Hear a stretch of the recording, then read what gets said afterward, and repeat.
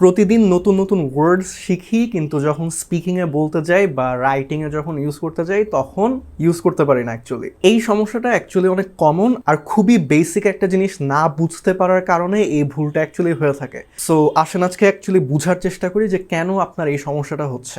So যখন আপনি নতুন কোনো একটা ওয়ার্ড শিখতে যান, ধরেন আজকের জন্য ওয়ার্ডটা হচ্ছে ইনেট, INNATE। এখন এটার বাংলা অর্থ হচ্ছে অন্তর্নিহিত, আর ইংলিশে এটার মিনিং হচ্ছে ন্যাচারাল, ইনবর্ন, এটসেট্রা। সো আপনি যখন লেটসে একটা বই থেকে বা কোনো একটা অ্যাপ থেকে এই ওয়ার্ডটা পড়লেন এবং মিনিংটা যখন শিখলেন, আপনার মনে হচ্ছে যে আচ্ছা আমি এই ওয়ার্ডটা এখন পারি, কিন্তু অ্যাকচুয়ালি যেটা হয়েছে সেটা হচ্ছে আপনি ওয়ার্ডটা জানলেন। সো কোথাও যদি আপনি ইনেট ওয়ার্ডটা লেখা দেখেন, আপনি অ্যাকচুয়ালি বুঝতে পারবেন যে ও আচ্ছা ইনেট, এই ওয়ার্ডটার মানে অন্তর্নিহিত। সো এই সেন্টেন্সে ইনেট বলতে এটা বুঝাচ্ছে, কিন্তু যখন ইউজ করতে যান তখন হয় না। সো প্রশ্নের মধ্যেই মূলত উত্তরটা লুকিয়ে আছে। সো অ্যাকচুয়ালি আপনি যখন ইনেট ওয়ার্ডটা শিখলেন বা জানলেন, তখন অ্যাকচুয়ালি আপনি সেন্টেন্স ক্রিয়েট করার চেষ্টা করবেন। সো আপনি ইনেট দিয়ে ধরেন 3-4টে সেন্টেন্স ক্রিয়েট করলেন, তারপর ধরেন আপনি রাইটিংয়ে ইনেট ওয়ার্ডটা কনসিয়াসলি ইউজ করার চেষ্টা করলেন। আচ্ছা, যে আজকে রাইটিং টাস্কটা যে লিখবো ওইখানে হচ্ছে আমি ইনেট ওয়ার্ডটা ইউজ করার চেষ্টা করি।